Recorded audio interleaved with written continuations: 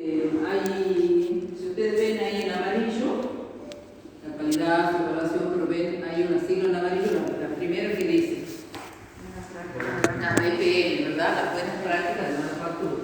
Y después se destaca el otro que es el HACCP. ¿Alguno sabe de este sistema? ¿No? Bueno, es como que es una escalera y acá está el BPM. ¿Qué era el BPM? Una buena práctica de manufactura. O sea, son todas las condiciones mínimas que hay que tener de higiene en el alimentario. Entonces, lo primero que es para llegar a un sistema como es el HACCP. O sea, no, es como que si yo tengo que aprender a caminar para después correr. Entonces, caminar, BPM, correr sería el HACCP. Entonces, vamos a empezar definiendo qué es a nivel mundial, como les decía, ya vamos a definir qué es calidad, pero a nivel mundial les dicen una estrategia competitiva. ¿Por qué? Porque hoy en día todo el mundo habla de calidad. Ustedes quieren comprarse unas zapatillas que sean de calidad, una ropa que sea de calidad, unos anteojos que sean de calidad. Todos decimos así, pero ¿cómo definimos eso? Lo vamos a ver. Pero por eso se dice que es una estrategia competitiva, porque ustedes van a elegir una marca o la otra, compiten y ustedes eligen la de mejor calidad. Y a veces cuesta definirlo, pero ya lo vamos a ver. La gestión de calidad supone una cultura de excelencia. Eso es como fácilmente entendible. Es pensar siempre en el cliente. Hoy en día ya hasta los pacientes, seguramente ustedes han escuchado decir que ya se dice cliente, ya no se dice tanto paciente, se dice cliente. Incorpora de la rutina la mejora continua de los procesos. O sea, como que nunca nos conformamos con lo que queremos, siempre pensamos que podemos hacer otra cosa más. Ya después del HACCP hay otras cosas más, el sistema de gestión, de la calidad total, cosas así que van a ir englobando. Entonces, la ISO, ¿qué saben qué es la ISO? Es una institución que es un organismo internacional de estandarización. Entonces, define la ISO 8402, vean ustedes, quizás como que uno en primera instancia lo ve medio complicado. Calidad es la totalidad de los aspectos y características de un producto que le confieren la aptitud para satisfacer las necesidades reales. O sea, a ustedes dicen este es de calidad porque tiene un montón de características que a usted les satisfacen. Por eso usted dice, yo quiero eso porque es de calidad. Capaz que él no dice lo mismo, pero eso se refiere cuando dice todo eso, es la totalidad de los aspectos y características del producto que le confiere la aptitud simple para satisfacer a ese cliente. A nivel de calidad de los alimentos, encontramos una calidad comercial y una calidad sanitaria. La calidad comercial es la que acabamos de hablar recién, pero la calidad sanitaria desde el punto de vista de los alimentos, vean ustedes, ahí encontramos un certificado. Eso significa cuando ya uno acredita esas normas, viene otra institución como ser esta que figura acá y acredita que realmente esa empresa cumple con esas normas y te va a dar un certificado, así como hoy en día uno ve el laboratorio acreditado. Hay que ver, cuando uno entra muchas veces, a veces también es medio engañero, hay que ver qué acreditado. Me ha acreditado la técnica de colesterol triglicérido ácido úrico o me ha acreditado el método ese que viene el paciente, deja la muestra, sigue para allá, sigue para allá, sigue para allá y sale. Entonces a veces tienen, como les digo yo, un poco engañan un poco, porque dicen tengo el laboratorio acreditado. ¿Con qué tenés? ¿Sabés que para el laboratorio, para normas específicas del laboratorio es la ISO 17025? Si no, me está acreditando la ISO 9000, que no me habla de la excelencia en el método ese que yo quiero, que siempre ustedes hagan el colesterol de la misma manera, que el triglicérido de la misma manera y que para los alimentos que yo haga siempre de la misma manera, la detección de salmonela, de clostridio, de aerobio mesófilo, de lo que sea. Pero bueno, son normas de calidad.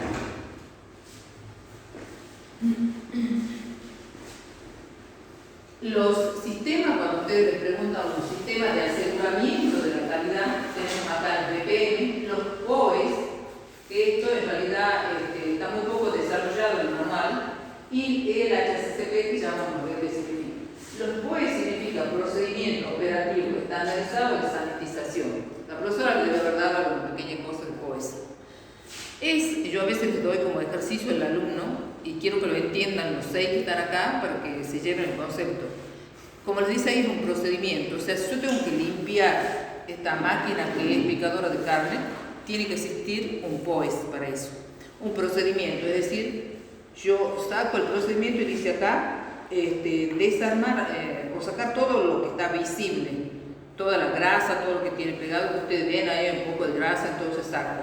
Después dice utilizar agua caliente, utilizar detergente, pero se dice operativo porque como ustedes van a hacer, leyendo eso, todo tiene que hacer lo mismo, estandarizado, y de sanitización porque es de limpieza. Pero ¿qué quiere decir? Que si ustedes ahí, en ese instructivo, ustedes tienen que encontrar cuánto de lavandina y cuánto de agua, cuánto de detergente y cuánto de agua.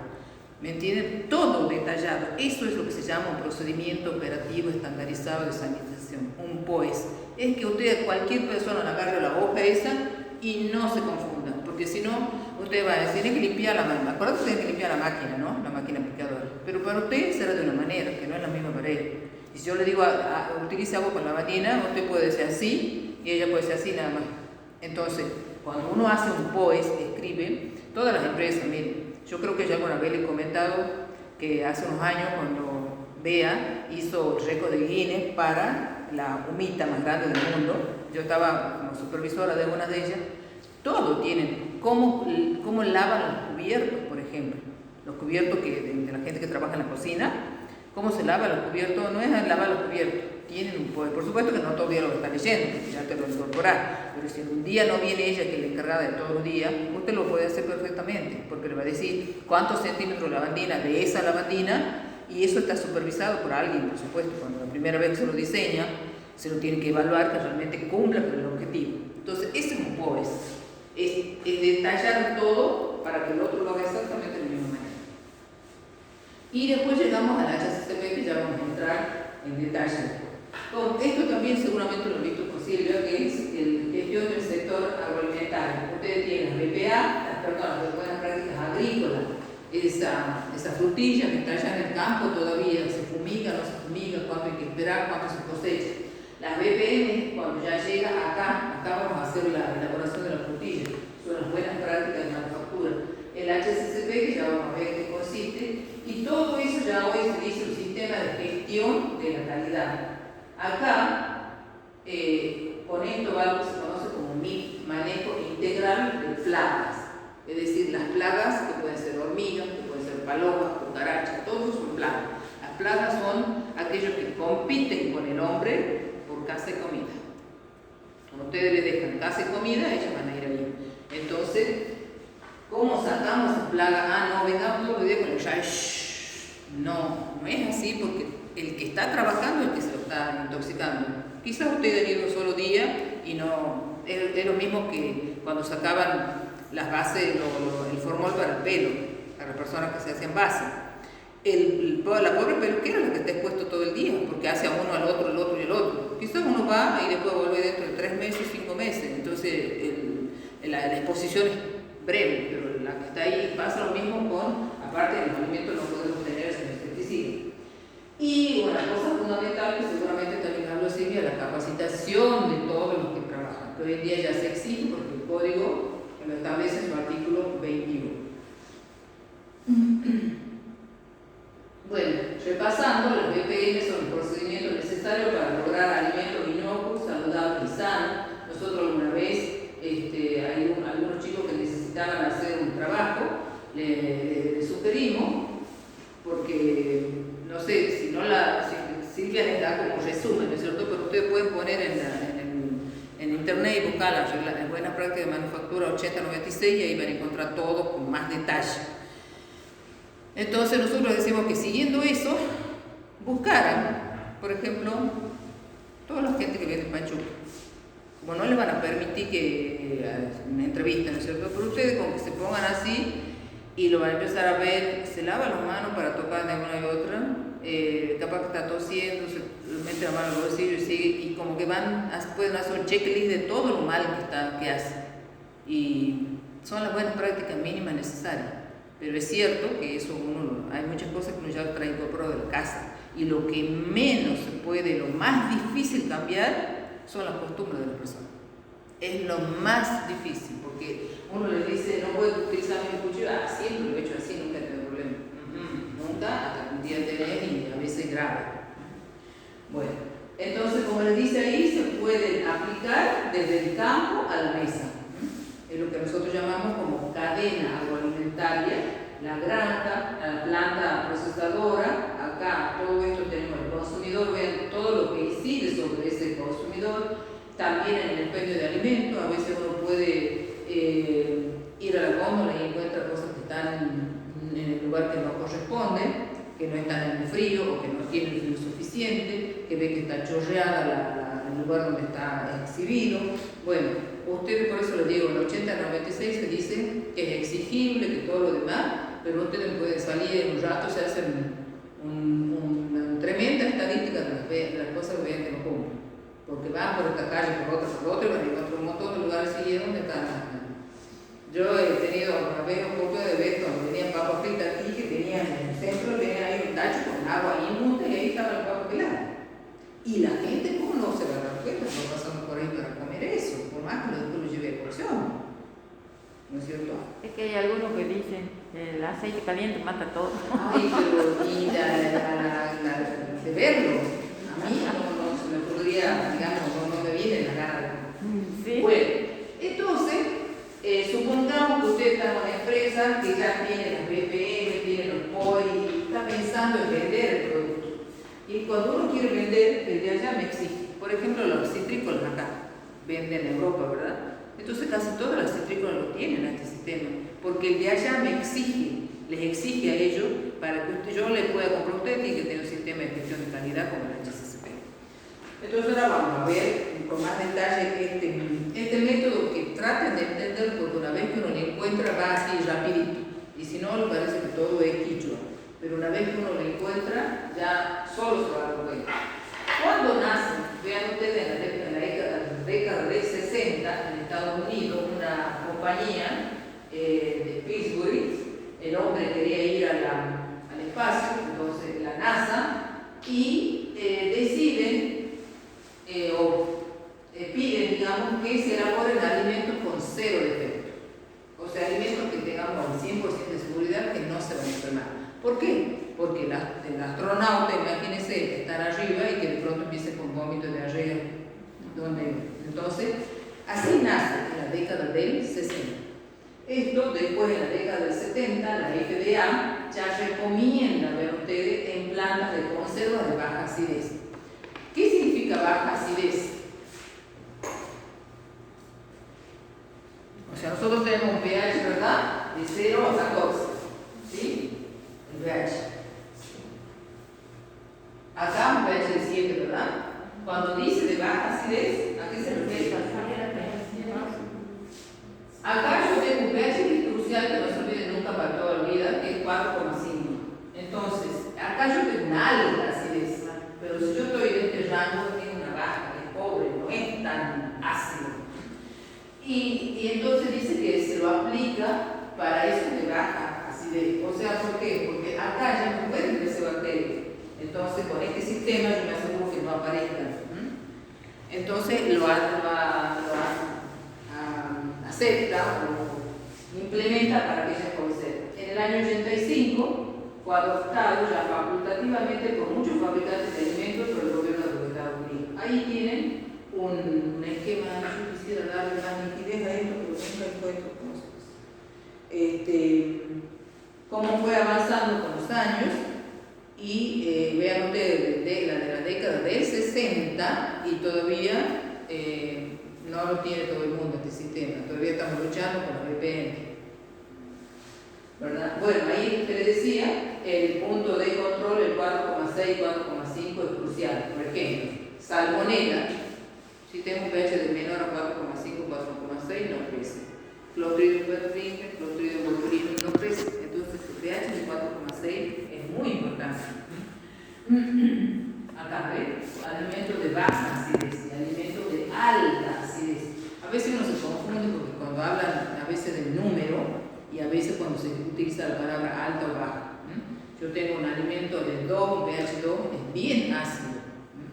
pero es un número, si yo digo un número bajo, porque luego comparado con un 6, entonces lo tienen que pensar cuando uno lo escribe, porque a veces presta confusión. Bueno, entonces sí vamos a hablar hoy del HACCP. Vean ustedes que es importante, garantiza la inocuidad de los alimentos y es un sistema que tiene fundamentos científicos, o sea, todo tiene una explicación científica. Es un enfoque sistemático que permite identificar peligros, ya vamos a ver qué son los peligros que afectan la inocuidad de los alimentos y establecer las medidas preventivas para controlarlos. O sea, yo alguna vez leí una frase que era cortita y que me pareció genial, que decía, es pensar qué me puede suceder para que no me suceda. O sea, yo pienso primero con este sistema qué me puede suceder, me puedo contagiar con una salmonela, pero tomo las medidas preventivas para que nunca me suceda. Entonces, ahora vamos a ver qué eso consiste. Entonces, si nosotros comparamos el método tradicional con el HACCP, este método es preventivo, por lo que les acabo de decir. En cambio, el tradicional, ¿qué es? Ustedes han concurrido a la fiesta, han comido sándwich, una torta y empiezan con síntomas. Y entonces, ¿qué hacen? Ustedes llevan todos sus alimentos, si vamos a hacer una buena investigación, a que vean en cuál de todos esos está. Y cuando llegan que sea la torta, empezamos a decir, ¿será el huevo? ¿Será el manipulador? ¿Será el merengue? Así. Entonces, ese es el método tradicional. En cambio, en esto es yo anticiparme para que nunca me suceda. Las ventajas y razones. Traslada el esfuerzo del control de calidad retrospectivo a la garantía o el aseguramiento preventivo de la calidad. Se aplica a lo largo de toda la cadena. Facilita la inspección por parte de las autoridades fiscalizadoras. Porque si el inspector llega a su empresa y su empresa tiene HACCP, ¿qué le va a decir? Muéstreme el manual que tiene usted de HACCP, como nosotros veíamos ahí en que le digo en BEA, y me muestra que tiene todos los POEs, hasta de los cubiertos, de los tachos de basura, de las mesadas, que tiene todo documentado, cuándo lo han hecho, cómo lo han hecho, todo lo demás. Entonces facilita, ya no es el inspector que va a ir a tomar muestra para que va a hacer el análisis. Para el que elabora, comercializa o transporta, se reducen los reclamos, porque al vender un producto seguro nunca le van a devolver. Promueve el comercio internacional porque da confianza, lo que les decía de la citrícola, se complementan con otros sistemas como el ISO 9000. Y su valor, como les dice ahí, es inestimable para la prevención de una enfermedad de la gente. Entonces, es obligatorio en la Argentina, está en el código, las BPM ya saben que sí. Vean ustedes, en el año 2008, en el artículo 1346 bis del Código Alimentario, que dice que todo establecimiento que elabore alimentos en polvo para lactantes que requiera ser reconstituido para su consumo debe implementar el sistema HACCP. Porque en el año 2004 aparece un brote a consecuencia de no es leche, en realidad es una fórmula láctea, que le dan a los niños, a unos niños que habían dado con problemas con reflujo. Entonces mueren varios chiquitos. Esos productos tienen que uno no lo puede calentar, no puede hervir, porque tiene todos los nutrientes para que ustedes agreguen una agua tibia nada más. Pero, entonces, cuando tendríamos que hacer los análisis, tendríamos que sacar muchos lotes. Y cuando yo saco el análisis para hacer análisis de esa muestra, es un método destructivo, porque ya le abro el tachito de la fórmula y ya no lo puede vender. Entonces, ¿qué es lo que hace la ley? Les permite que esa gente tenga ese sistema de aseguramiento de calidad. Ellos tienen la obligación de tener el HACCP. Bueno, esto era lo que salía, el más grande. 2 lactantes mueren en Francia tras posible contaminación por una bacteria que se llama Enterobacter sakazaki. De ahí es que, como yo siempre les digo, el código es dinámico, se implementa en ese artículo. Pero también en el año 2020, vean ustedes, se modifica el artículo 925. Entonces dice que todos los establecimientos que elaboren o realicen o fraccionen estos productos, ¿cuáles son productos? Vegetales congelados o super congelados que no requieren tratamiento térmico. O sea que si ustedes utilizan, por ejemplo, tortillas congeladas o o una selga congelada, la fábrica esa tiene que tener implementado el sistema. Porque ustedes no le van a hacer, lo pueden comer así, crudo, así, o que no requieren tratamiento posterior, o que requieran también a las dos. Supongamos que tengan que llevarlo a cocción a esos productos, están congelados o super congelados, pero ustedes lo tienen que cocinar en su casa. También esa fábrica tiene que tener implementado ese sistema. Bueno, ahora, si nosotros pensamos cómo vamos a llegar, o sea, de la escalera hacia allá, o en este triángulo, vean ustedes, las bases, ¿qué me dicen? Una decisión gerencial, una política. Quiero decir que si nosotros somos una empresa, supongamos que sea yo el gerente, yo tengo que tener la convicción de que vamos a implementar eso. Tengo que tener seguridad de decir yo quiero implementar esto, entonces vamos a cumplir con todas las normas. Capacitación, todos tenemos que tener el curso de HACCP y de todo lo de higiene y todo lo demás. Como prerequisito, vean ustedes, están las BPM, que envían posible, y los POE que les explicaba hace un rato. Entonces, cuando yo tengo todo eso, quiere decir que ya puedo llegar acá, al HACCP. Bien. Para que lleguemos a la implementación, hay una secuencia que lo da el Códex. ¿Se acuerdan cuando habíamos hablado de normativas alimentarias? Yo les había dicho que existían tres: el Código Alimentario Argentino, el regional, que es el Mercosur, y después el Códex. El Códex internacional y en referencia, es decir, el Códex, que es para todo el mundo, dice tal cosa, bueno, yo lo tengo como referencia ese. Entonces, ese códex nos auxilia dándonos estos lineamientos. Y vean ustedes, lo primero dice que hay que formar un equipo. Es decir, si todos nosotros constituimos una fábrica, usted es de limpieza, va a formar parte. Usted es de mantenimiento de equipo, también va a formar parte. O sea, ese equipo, como les dice ahí, ya vamos a ver cuáles son las características. Tienen que saber describir bien el producto. No es que, no sé cómo se hace, no. Determinar el uso, quién lo va a consumir, elaborar un diagrama de flujo y verificación del diagrama de flujo. Ahora vamos a ir viendo cada uno de esos.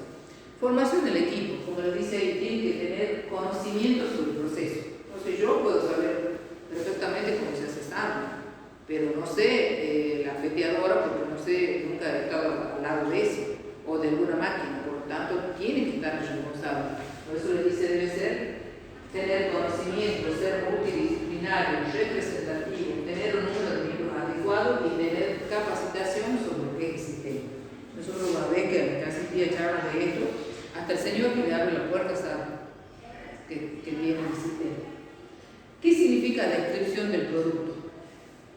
Que yo tengo que saber exactamente qué dice acá, cómo se llama, qué características tiene, qué pH tiene, qué actividad de agua tiene, cuál es el uso previsto. O sea, lo va a consumir un niño, un adulto, un enfermo. No sé, duerme, compañera. Envasado, vida útil, qué aditivos tiene, qué materia prima tiene, qué es el etiquetado. O sea, saber realmente, cuando dice determinación del uso, ¿qué suponen ustedes? ¿Quién lo va a consumir? ¿Niños? ¿Ustedes saben cuál es el grupo de riesgo de consumir alimentos? La población de riesgo. Para que no se acuerdan, no se olviden nunca, la sigla LAPS: lactante, anciano, parturienta y inmunocomprometido. Y si la Z, profesor, de sonso por haber comido, decía el profesor, para que le quede así lápiz. Entonces, identificar los puntos de venta. ¿Se va a vender en un supermercado o lo va a vender en un kiosco? ¿Quién va a vender? Control previsto durante la distribución. O sea, ustedes hacen el producto y ustedes lo comercializan ahí, o ustedes son los responsables de llevarlo al supermercado y en la góndola. ¿Hasta dónde va la responsabilidad de ustedes? Supongamos que sea frío, tienen que tener un camión que transporte con frío. Bueno, por ejemplo, vean ustedes, acá tienen champiñones enlatados. Las características: tengo un pH de 4,8 a 6,5, o sea, baja acidez. ya me habla de un poco de riesgo, ya no está cubierto con el menos de 4,5, que es lo más seguro. Una actividad de 0,85, ¿se acuerdan que teníamos una curvita y cuanto mayor la actividad de agua, más posibilidad que crezcan bacterias? El uso previsto, dice, normalmente se calienta, pero también se puede usar sin calentar en la ensalada. Usarlo en la ensalada. Envasado en latas herméticamente cerradas, vida útil más de 2 años. Los puntos de venta previstos en comercio, en restaurante, en catering, pueden ser consumidos por grupos de alto riesgo, como este que les decía yo. Instrucciones del etiquetado. En el etiquetado dice conservar en refrigeración una vez abierto. Control durante la distribución, evitar golpe, la humedad excesiva y temperaturas extremas. O sea, todo lo que puedan saber del alimento ese le va a venir para saber. Otro punto que decía, elaborar un diagrama de flujo. ¿Saben qué es un diagrama de flujo? ¿Han escuchado alguna palabra? Claro, si uno lo quiere definir, también hay alguien que se encarga de eso, como esta, le dice, es una representación gráfica de la secuencia de actividades dentro de un proceso en un establecimiento. O sea, son una serie de etapas que ustedes van poniendo. ¿Qué es lo que nosotros le damos? El diagrama de flujo para vino, el diagrama de flujo para miel, el diagrama de flujo para leche. Es una serie de etapas, que uno va con una flechita y a coser. Existen el proceso de operaciones, un montón de formas, según su forma, pues horizontal, vertical, panorama. La importancia es que tenga. Por ejemplo, vean ustedes, es mucho más fácil sentarse y mirar el diagrama de flujo y no ponerse a leer un montón de cosas como para, vean ustedes, como para una ensalada que la vamos a ver. Entonces, ese diagrama de flujo, como les dice ahí, debe cubrir toda la fase. Ojo, que no vaya a ser que yo cuando vaya a supervisar, ustedes decían que sacaban las papas fritas y la consumían. Pero resulta que yo veo que las papas fritas están a las 10 y ustedes consumen a las 12. ¿Y dónde estaba ese tiempo? Ahí me está faltando una etapa, que están conservando, qué es lo que está sucediendo. Entonces dice, cubrir toda la fase, ser suficientemente detallado, debe incluir ingredientes, secuencias del espacio, tiempo y temperatura, condiciones de flujo para líquido y sólido, si tiene reciclado de los productos, información sobre todo, porque ahí está representado todo. ¿Qué significa verificación in situ? Cotejar el diagrama de flujo con la operación de elaboración para asegurar el exacto y completo. O sea, ustedes dicen que elaboran mermelada de frutilla y que hay un grupo que trabaja en el turno de la mañana y otro que trabaja en el turno de la tarde. Entonces, como supervisor, yo voy y veo realmente que ustedes cumplen con ese diagrama. Que ustedes en el diagrama decía recepción de la materia prima, supongamos la frutilla. Y después decían ustedes que se lavan. Perfecto, yo veo que allá están lavando. Pero veo que ellos lavan ahí a, qué sé yo, a las 10 de la mañana. Y resulta que ponen a hervir a las 2 de la tarde. Entonces no hay una etapa ahí en el medio, todo el tiempo se está lavando o de pronto van y lo guardan en frío. Entonces eso, como dice ahí, in situ, verificar que realmente se lleven todas las etapas. Y como le dice ahí, si no, revisar la fase operativa y enmendarlo si fuese necesario. Dice, bueno, agregue porque acá a usted le está faltando algo. Esto sería el no diagrama de flujo. Vean ustedes que es mucho más completado, más complejo. Y les dice para una simple ensalada de fruta se elabora a partir de fruta fresca seleccionada, agua potable de shake, polvo deshidratado, para el jugo, todo esto. Y si yo eso lo hago como diagrama de flujo, sería así.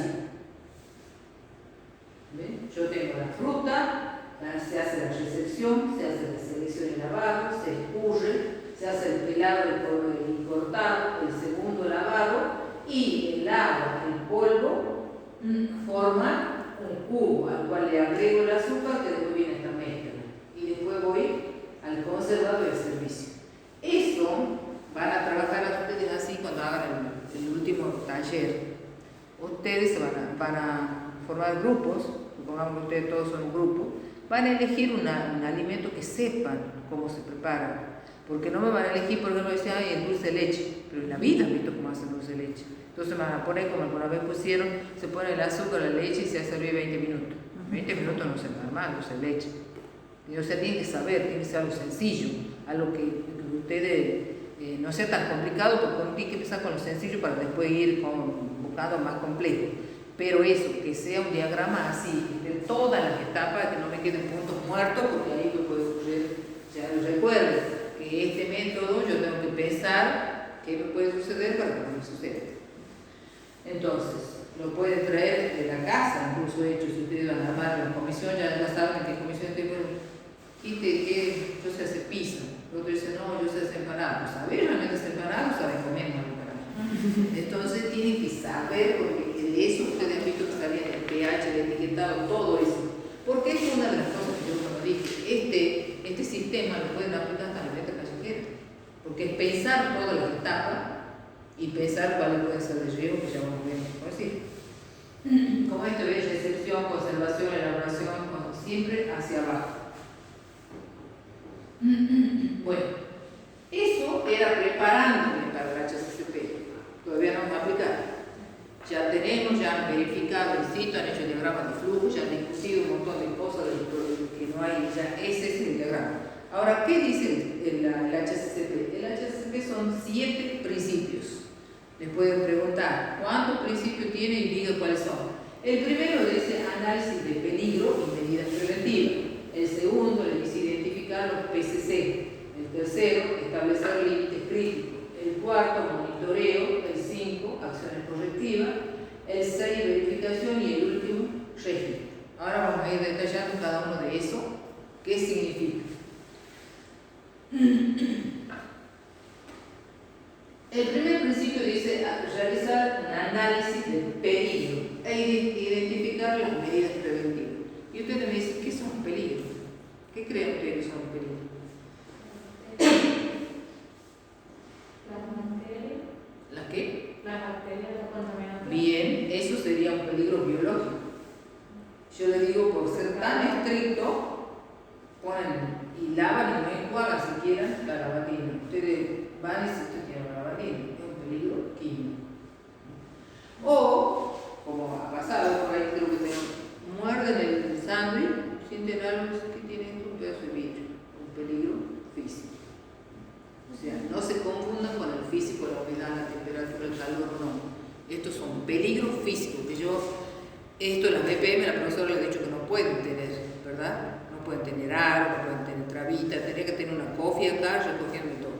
Si ustedes están comiendo y se encuentra un pedazo de agua, un anillo, bueno, sea de oro, no van a decir nada, no van a hacer ¿cómo se llama? Leiva joya. Pero esos son peligros físicos. Entonces ya vamos a ver que los peligros, como ustedes bien están diciendo, pueden ser de distinto origen. Pero definamos.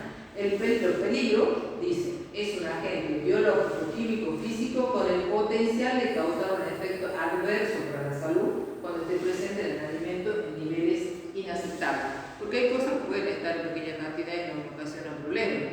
Por ejemplo, el código les establece de estafilococo menor de 100. Quiere decir que si yo tengo 50, no corro peligro.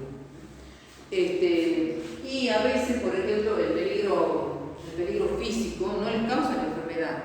Por ejemplo, ustedes están comiendo en un lugar y sienten, han pedido pollo deshuesado y sienten un pedacito de hueso que les va pasando por acá. ¿Qué hacen? No lo van a tragar. Dicen, perdón, me voy y van a los pocos, ¿verdad? Entonces no es que les causa la enfermedad, pero ustedes ahí ese lugar no van a volver, lo van a contar a 10 personas. Si no, ahí no dice deshuesado, pues no te lo deshuesan bien bien. A mí casi me perforo la tráquea por fuera del huesito ese. Entonces, si bien es cierto, no es a veces una enfermedad, pero sí es un efecto adverso. El riesgo, ¿qué es riesgo? Es la estimación de la probabilidad de que no ocurra un peligro. O sea, es estimar. O sea, yo digo, yo voy a cruzar en un semáforo en rojo, ¿cuál sería el peligro? Que me choque. Pero si yo cruzo en rojo, si yo soy peatón y cruzo en rojo, tengo mayor probabilidad de que me ocurra algo, no es así, tengo que cruzar verde. Entonces, estimar la probabilidad. Si yo me voy al lugar, me voy y veo que el delantal de lo que está vendiendo está todo sucio, que usa unos guantes negros que no sabe cuándo se lo va a sacar, y veo así, y bueno, tengo mayor probabilidad o no de que eso esté sucio. Y sí, entonces, eso es un riesgo, estimación de la probabilidad probabilidad de que ocurran por el peligro. Y la severidad es la variación de las consecuencias que puede resultar. A ver, no es lo mismo que yo me pesque, por ejemplo, un Vibrio cholerae, que ya hace mucho que no lo tenemos así, pero se acuerdan, tenían catres coléricos, diarrea, y la persona quedaba, que quizás me consuma otro producto. No es lo mismo, por ejemplo, un Clostridium botulinum, que tiene alta tasa de letalidad, que voy a estar 6 meses con un respirador hasta que se me genere un brote neural nuevo, que si me agarro una salmonela, porque aunque sea fea, diarrea y todo lo demás, es muy probable que sea autolimitante, salvo que yo tenga un problema de base, que en 2, quizá una semana, me falta trabajo, toda esa historia, pero no se compara con otro. Entonces la gravedad de la enfermedad no es lo mismo. Entonces eso se llama severidad, cuán severo es lo que me ocurre. Entonces, recordando, como decía su compañera, los peligros pueden ser físicos, ahí está lo que decía, físico, químico o biológico. Están mordiendo ahí, no sé, salta una muela, no sé. Nosotros, aunque a ustedes les parezca que me contaban de solto, una vez en mi trabajo recibimos gente de Buenos Aires.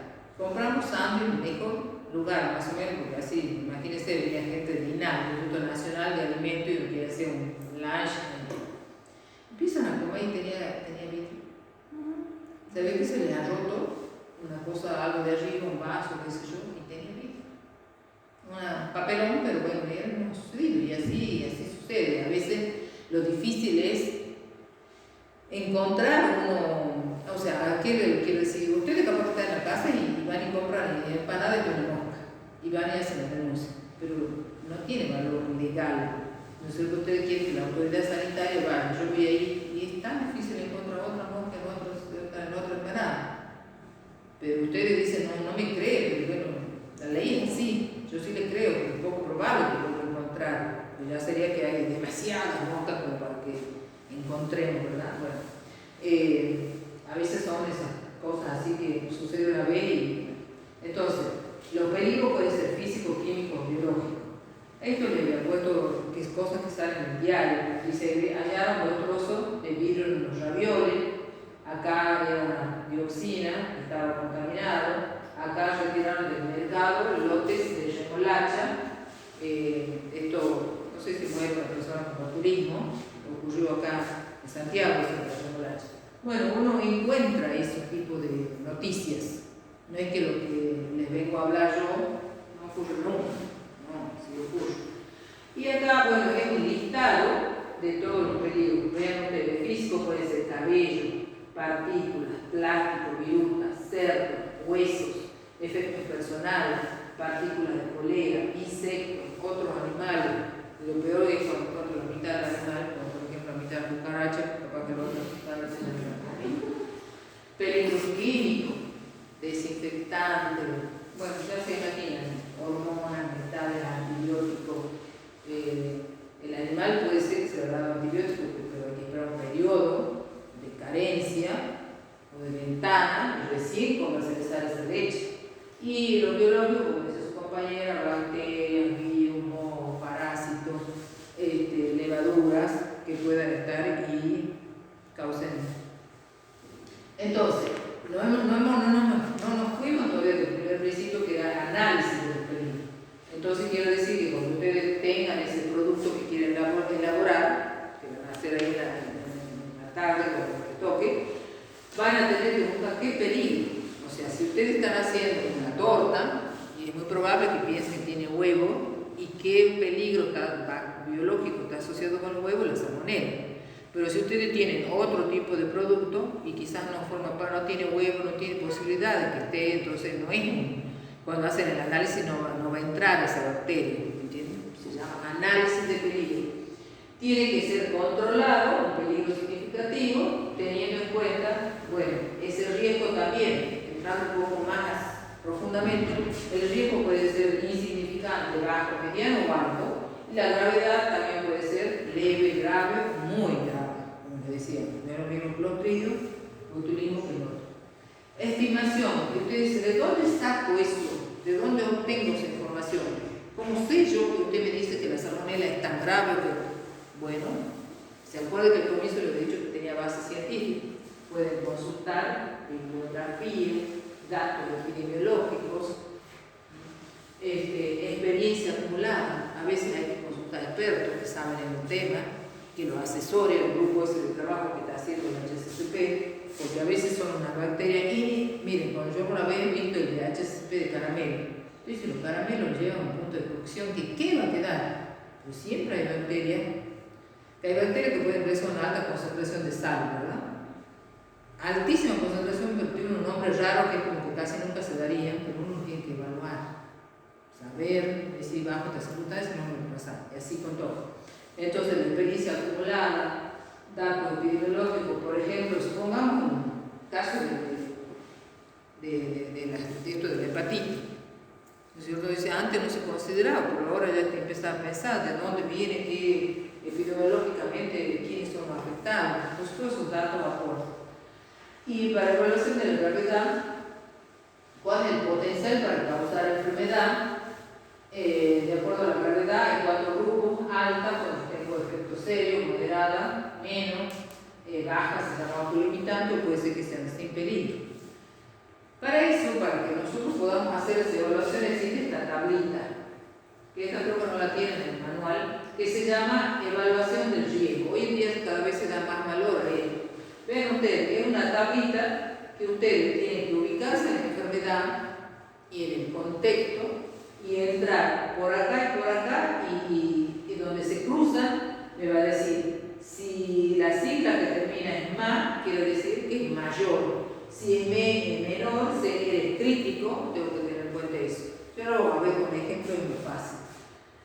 Vean ustedes, el peligro Clostridium botulinum, ya hemos dicho, es muy grave. La probabilidad de presentación de estas latas realmente la probabilidad es baja. La industria conservera, pero conservera de la industria, no de las conservas que ven en los semáforos, sino de las conservas en lata, es segura, tiene normas de esterilización buenas. O sea que la probabilidad que se presente realmente es baja, pero ya saben que la multiplicación y la producción de la toxina constituye un riesgo o peligro grave.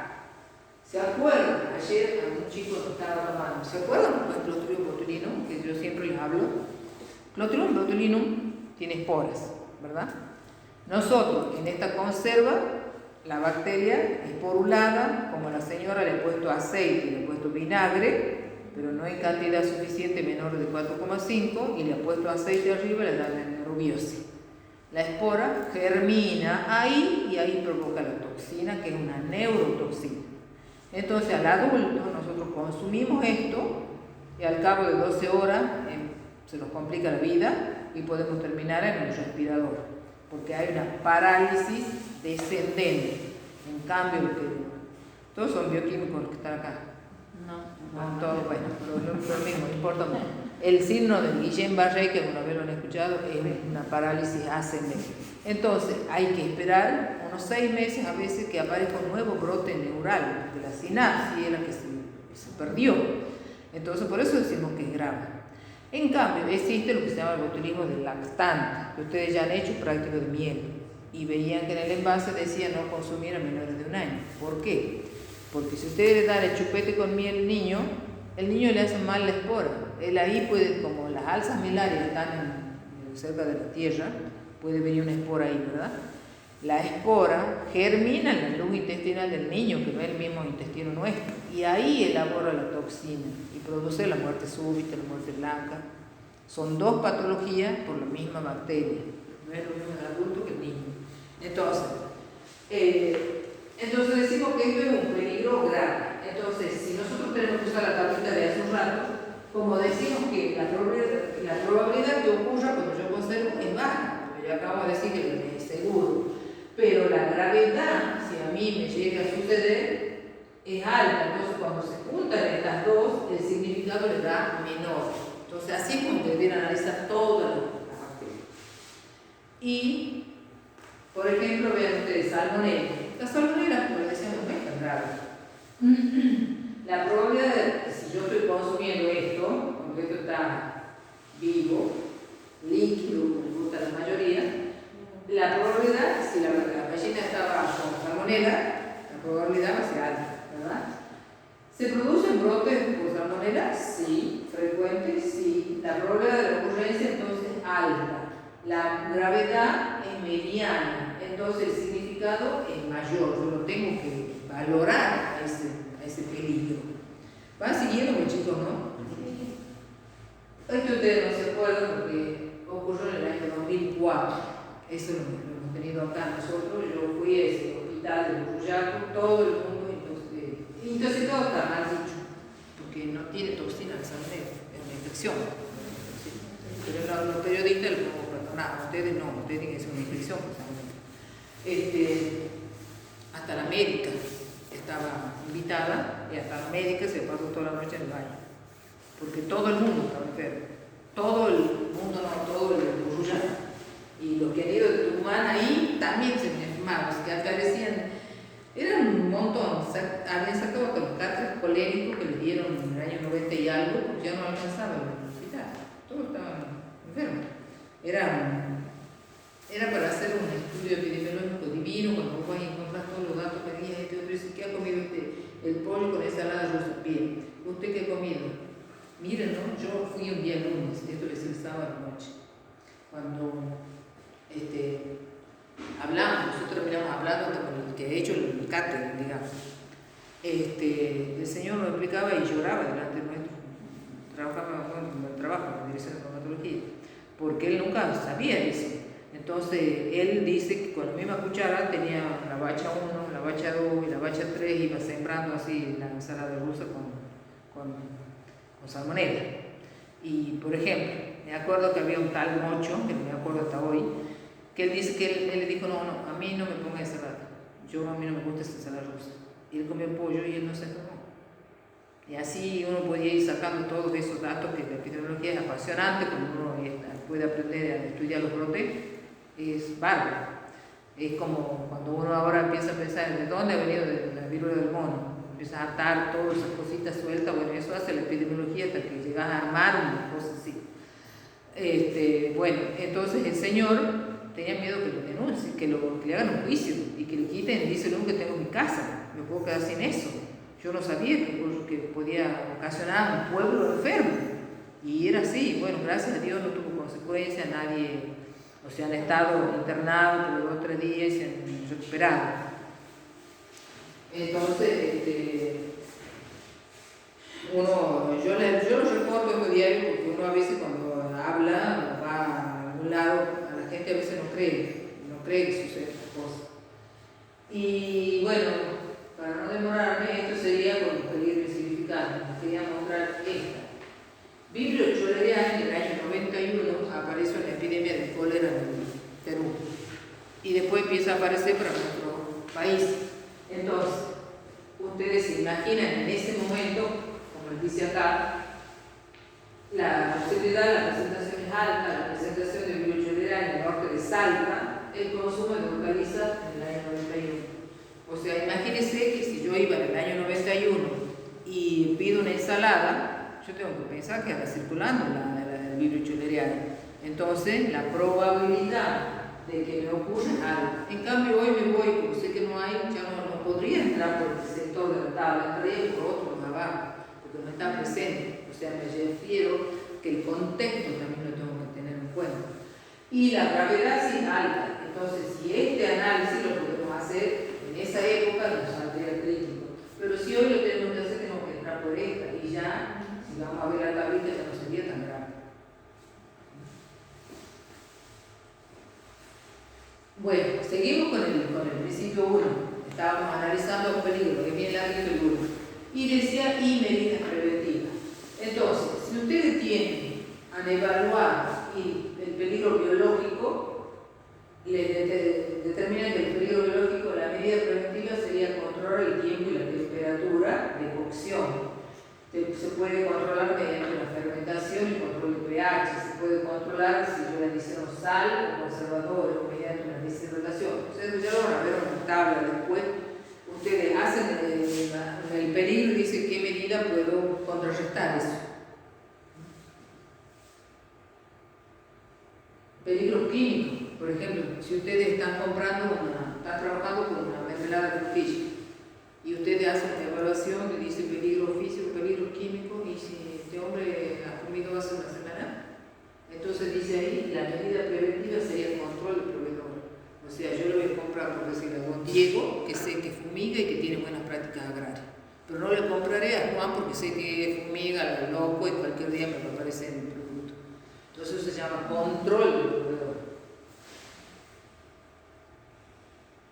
Peligro físico, por ejemplo, también control de proveedores, control de la producción, uso de detectores de metales, imanes, equipos rayos X o impresión visual, depende, yo miro depende de la materia prima, pero por ejemplo, cuando uno va a visita, por ejemplo, a Arcor, ellos evalúan como peligro este alambrecito finito que les queda cuando hacen las bolsitas, en la bolsita de arriba,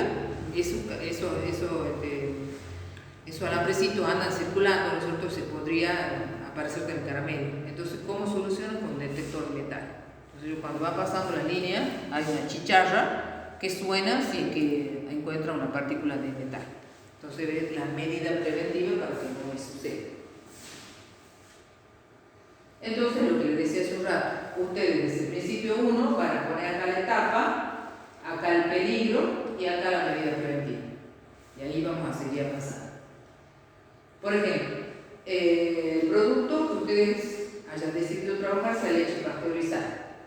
El estudio cubrirá los peligros microbiológicos y químicos que se extenderá desde la recepción de la materia prima hasta el almacenamiento y distribución. Bueno, cuando describen el producto, todo esto no vamos a leer. Entonces hacen el diagrama de flujo, ¿verdad? Va siguiendo ahí. Entonces dice recepción, enfriamiento, pasteurización, homogenización, envasado y distribución. Bien, entonces ahora tengo que hacer una tabla donde yo ponga hacia el costado todas las etapas.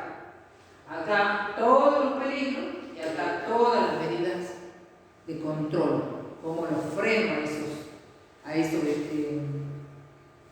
por ejemplo, si ustedes dicen acá que en el enfriamiento el peligro de ustedes es una contaminación con el ambiente, entonces la medida preventiva sería que apliquen ppm. O sea, en el lugar donde lo va a dejar, tiene que estar limpio, tiene que estar limpio acá, tiene que estar la temperatura adecuada. O sea, ahí voy contrarrestando lo que voy pensando que puede ser un peligro significativo. Conclusión, los peligros son específicos de cada producto y de cada planta en particular. ¿Por qué? Porque si ustedes, si ella le compra a don Diego la frutilla, puede tener cierto peligro. En cambio, yo le compro a Juan y ya voy a tener otro peligro. Porque este hombre, yo sé que a veces usa tal cosa, ¿me entiende? Por eso dice que son específicos de cada planta. Cuando ustedes evalúan, dicen, no, yo no tengo ese peligro, porque yo sé que don Diego, él lo utiliza y cumple con todas las periodos. En cambio, yo lo voy a evaluar.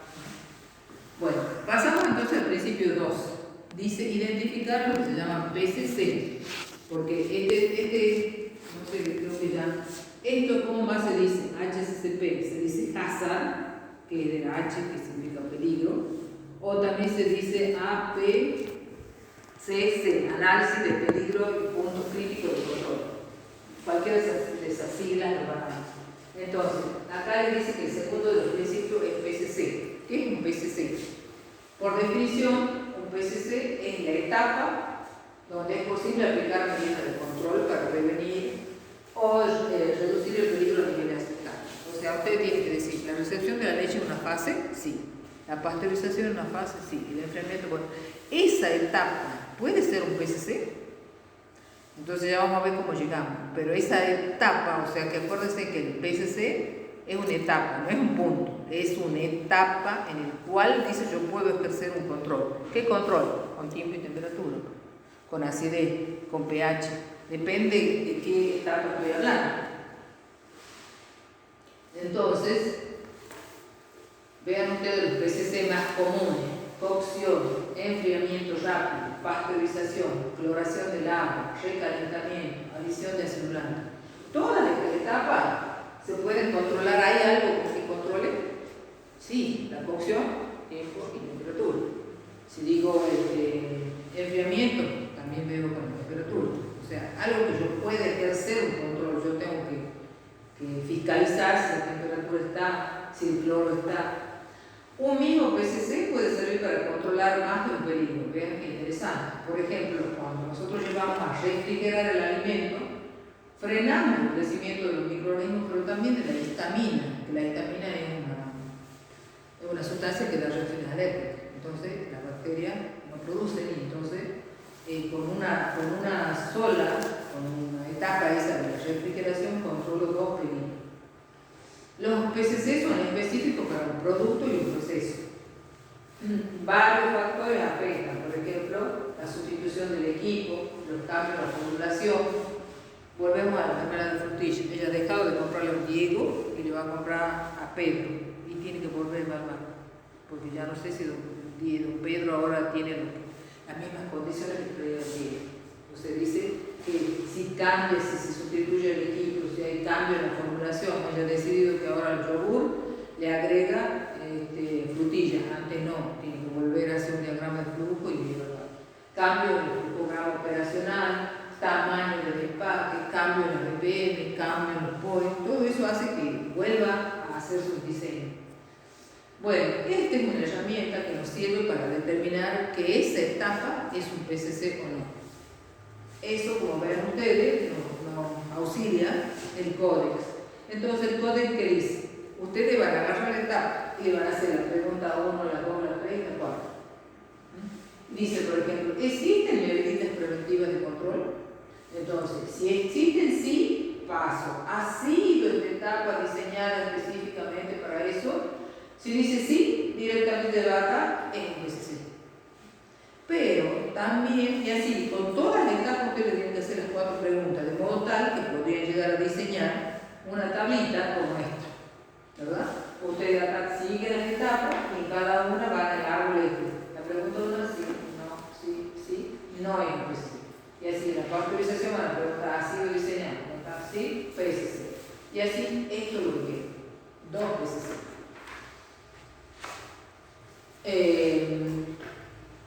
Vamos a ver, o sea que los PCC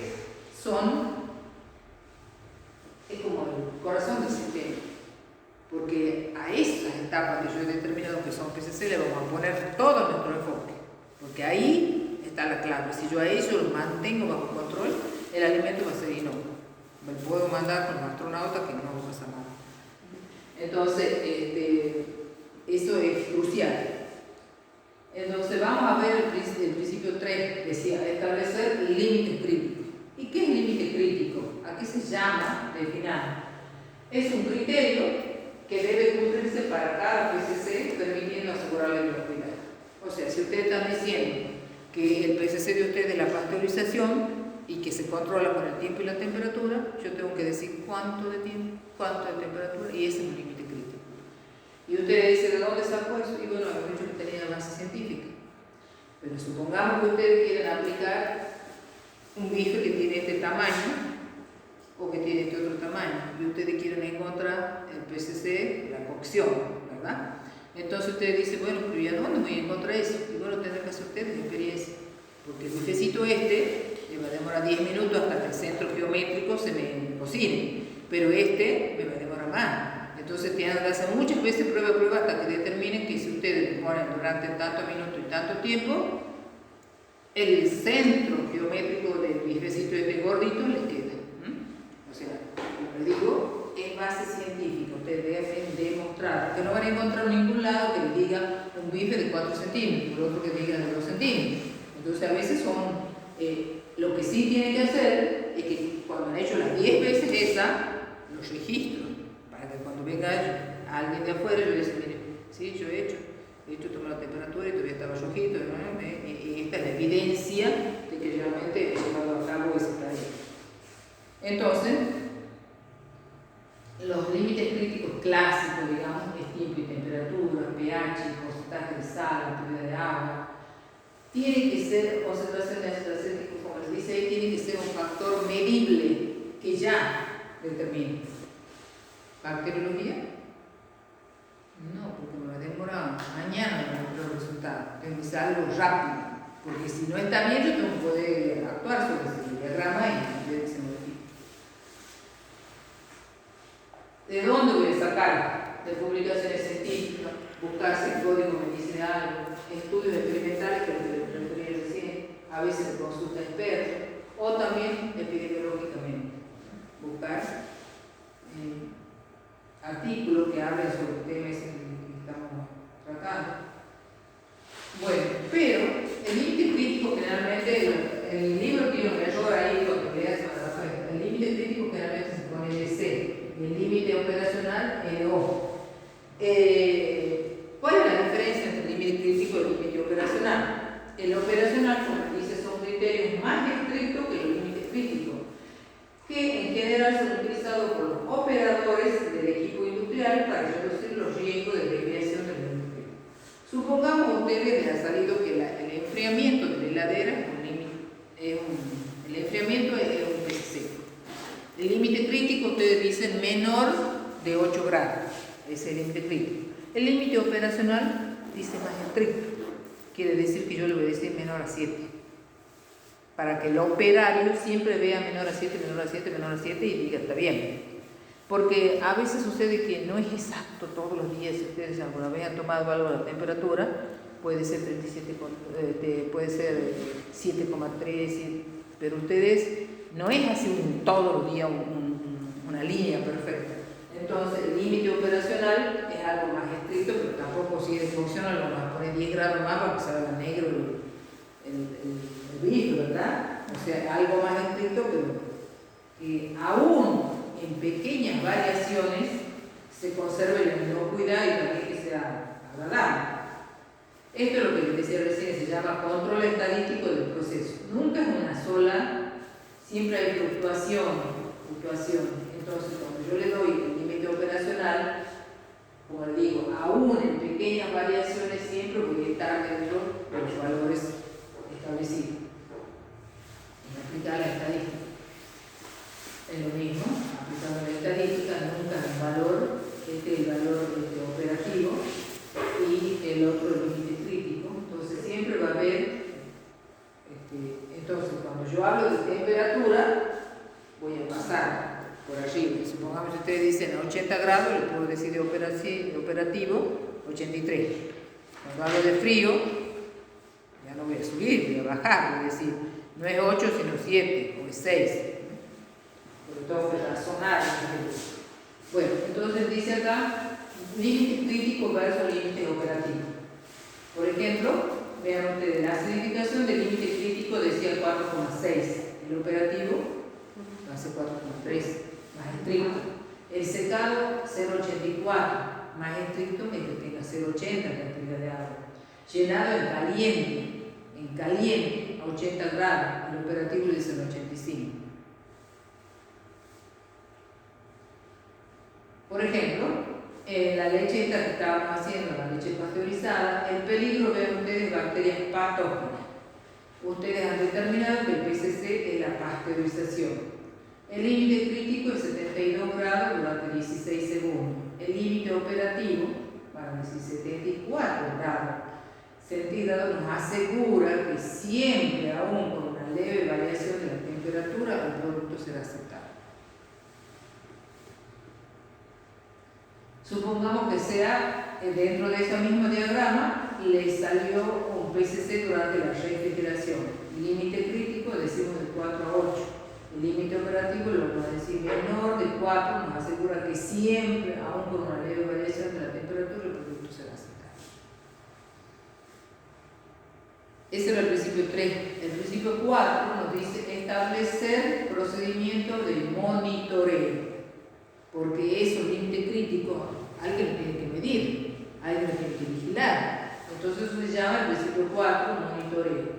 Monitoreo que es una secuencia planeada de observaciones o mediciones que se realiza con el objetivo de evaluar si ese PCC está bajo control. Supongamos que ustedes tienen heladera, ¿verdad? Y ustedes ahí van a usar esa heladera para poner el sangre o lo que sea que estén haciendo. Ustedes tienen que tener pegado en la heladera, que seguramente se lo vayan a trabajar en un lugar que tenga sistema de calidad, tienen pegado acá una planilla.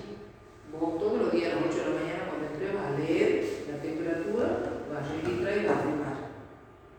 Todos los días. Entonces esa es una evidencia que la vamos a ir al principio de ser. Pero ese que vos estás haciendo un monitoreo todos los días, estás controlando. O cada 4 horas, depende de lo que sea que controlar, es lo que ustedes van a poner en la frecuencia consecuencias, pero alguien tiene que monitorear esos límites críticos. ¿Cuál sería el mejor? Que sea continuo, que me da el 100% del evento, pero no se vaya a ocurrir que van a poner, supongo que no lo van a poner que todo el tiempo termina la temperatura de la heladera, a las 8, a las 8 y 5, 8 y 10 se va a morir, ¿no es cierto? Entonces, lo ideal sería que sea continuo, pero hay equipos que se tienen, ya lo hemos visto, que mida el 100% de los eventos, que entregue resultados rápidos, que sea fácil de ejecutar, que sea automatizado mejor y que sea estadísticamente válido. Ese sería el ideal. Uno tiene que acercarse en lo posible a eso.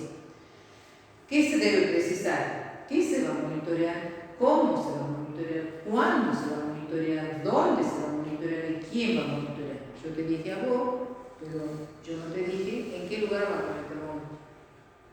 ¿En el medio de la heladera? ¿O va a tener a las 8 de la mañana? Porque la heladera casi no la veo nadie. No es lo mismo que te diga a las 10 y media, a las 11, cuando ya todo el mundo ha abierto y sacado biocultivos, sacado cosas de la. Entonces, por eso hay que ser preciso. ¿Qué, cómo, cuándo, dónde y quién? Temperatura en las cámaras frías, pH, certificados de origen de la materia prima. Eso es un monitoreo. ¿Cómo? ¿Cómo se realizará ese monitoreo? Con termómetro, con termógrafo, con reloj, con balanza, con pHímetro, con refractómetro, con medidores de ancho de agua. La frecuencia va a ser continua o cada tanto tiempo. ¿Quién lo va a hacer? Los operadores de equipo, supervisores, control de calidad. Eso hay que determinar. Supongamos, y vuelven a dar una tablita, ¿ves? La pasteurización, el límite crítico era esto, con que lo van a tomar con un termorregistro y la frecuencia es continua. O sea, este es ideal, porque el equipo ustedes lo han visto cuando han visto leche, tiene la válvula, eso que si la temperatura no ha llegado, vuelve a recircular la leche, no pasa por acá. Entonces ese sería ideal porque hace solito, registra solito y si no se cumple, vuelve. Pero a veces no hay eso. El principio 5. Establecer acciones correctivas para las desviaciones. O sea, ¿qué hacemos cuando el operario me dice se ha desviado ya? ¿Qué hacemos con ese elemento? ¿Qué hacemos con ese producto? Son procedimientos a seguir cuando ocurren desviaciones o fallas en el cumplimiento de un límite crítico.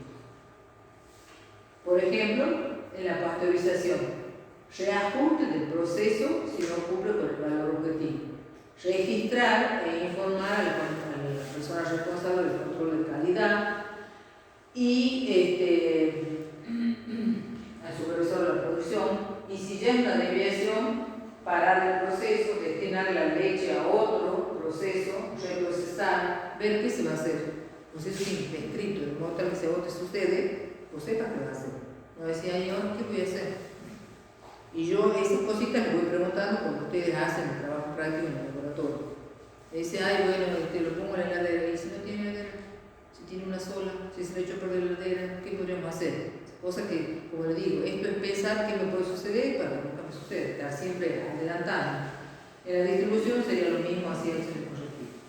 Llegamos al principio 6, recuerden que son 7. Dice establecer procedimiento de verificación del plan. A ver si se le ocurre algo. O sea, acá dice hemos llegado a una etapa trascendental. Nosotros, si hemos planificado bien la torta esta, la frutilla, lo que hemos planificado, tiene que ser inocuo. Te puedo darle a la luna con eso, con eso de enfermar. ¿Cómo verifican ustedes eso? Con un control de calidad. Con un control de Calidad. ¿pero qué es calidad? Bacteriológico. Claro, total ustedes todavía no lo están comercializando el producto, ¿verdad? Entonces ustedes como lo han diseñado hasta ahora como íbamos, ya tengo el autor. Está bien, yo ahora puedo tomarme una semana, llevo a alguien que me haga el análisis, que me determine que no tengo estáfilos, ni coliformes, ni salmonella, ni clostridio, ni nada, que es un alimento inocuo.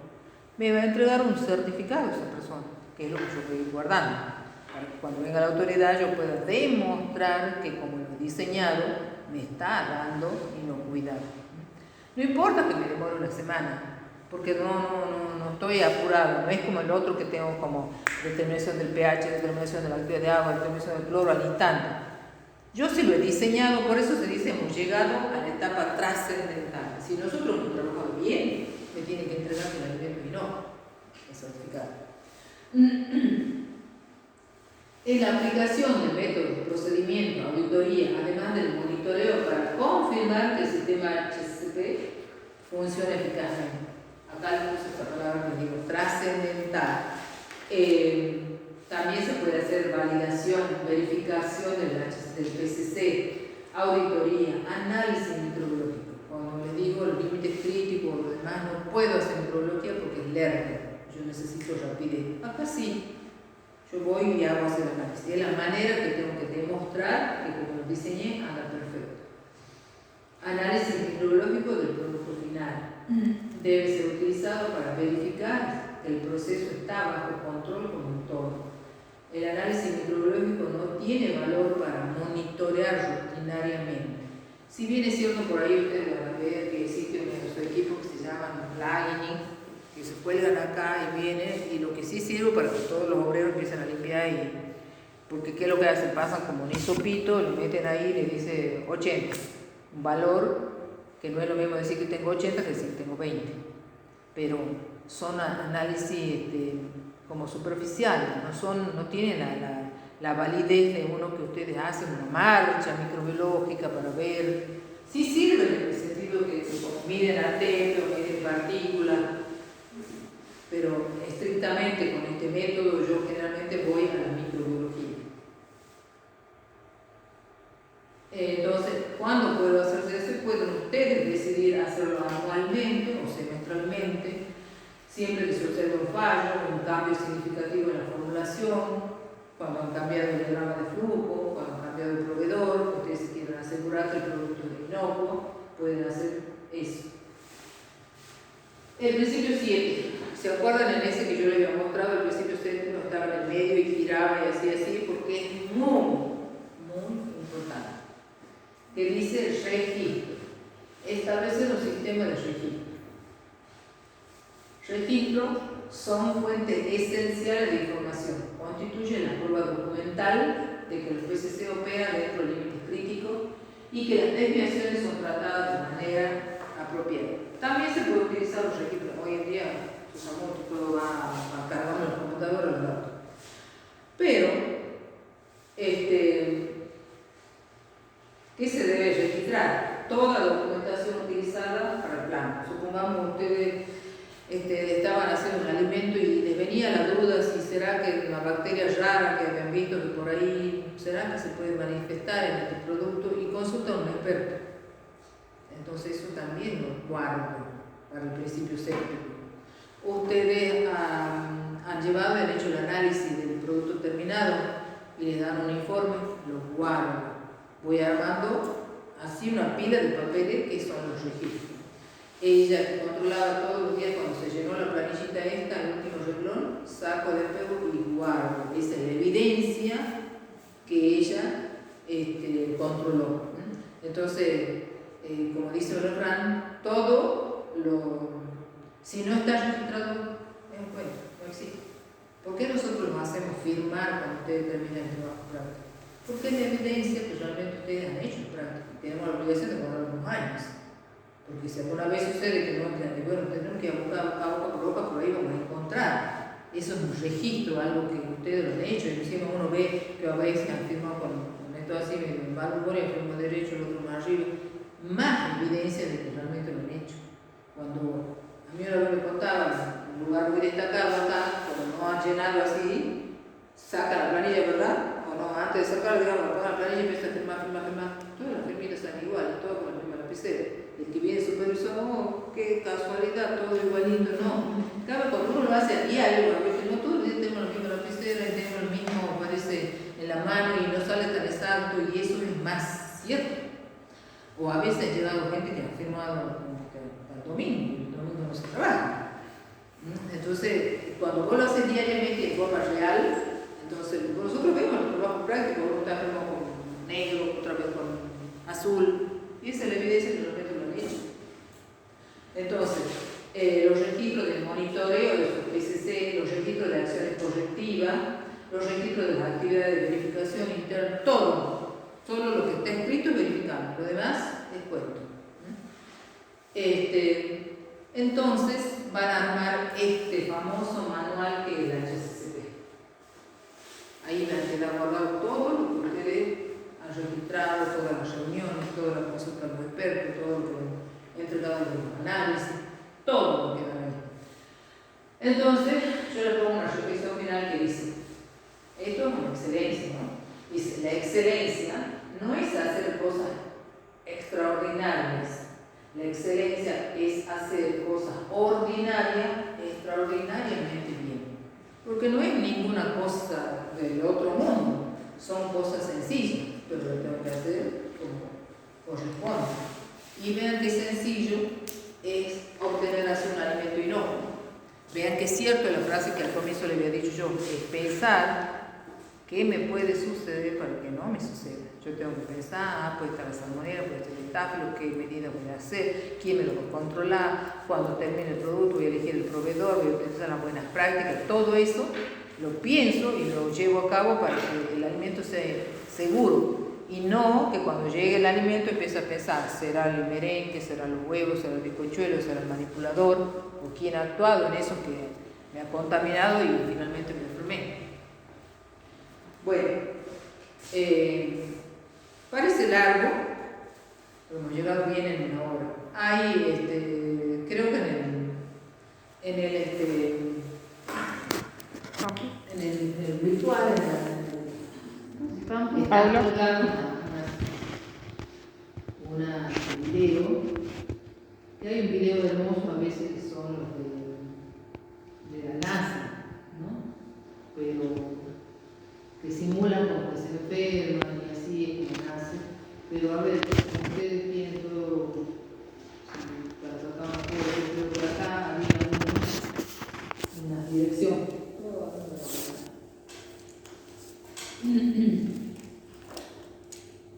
En la página,